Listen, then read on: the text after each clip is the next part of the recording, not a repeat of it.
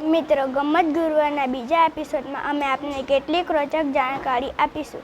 આજે અમે ધોરણ 6ના વિદ્યાર્થીઓ આપને ઇતિહાસ જાણવાના સ્ત્રોતોનો પરિચય આપીશું. તાડપત્ર એટલે તાડના વૃક્ષના પાના પર લખાયેલા લેખને તાડપત્ર કહે છે.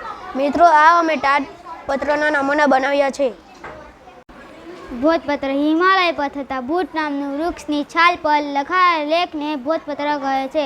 મિત્રો, આ ભોજપત્રના નમૂના બનાવ્યા છે. શિલાલેખ પથ્થર પર કોતરેલા લેખને શિલાલેખ કહે છે. અશોક રાજાનો શિલાલેખ ખૂબ જાણીતો છે. તે જૂનાગઢમાં આવેલો છે. મિત્રો, હું શિલાલેખના નમૂના બનાવી લાવ્યો છું. તામ્રપત્ર એટલે તાંબાના પતરા ઉપર કોતરીને લખવામાં આવતું લખાણ. તામ્રપત્ર ઉપર રાજાનું નામ, તેનો ધર્મ, વહીવટી તંત્ર અને દાન ધર્મની માહિતી મળે છે.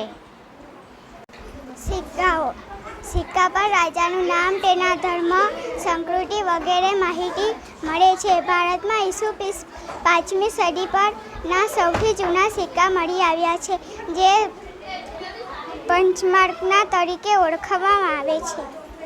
હું તમને ઇતિહાસકારો વિશે માહિતી આપીશ.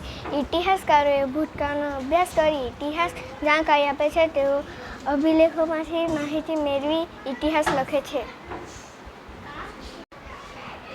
વિદેશી મુસાફરો વિશે જણાવીશ.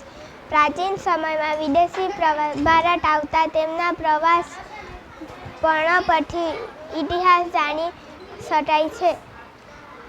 મંડેસની યુઅશ્વા ફાહિયાન પ્લિની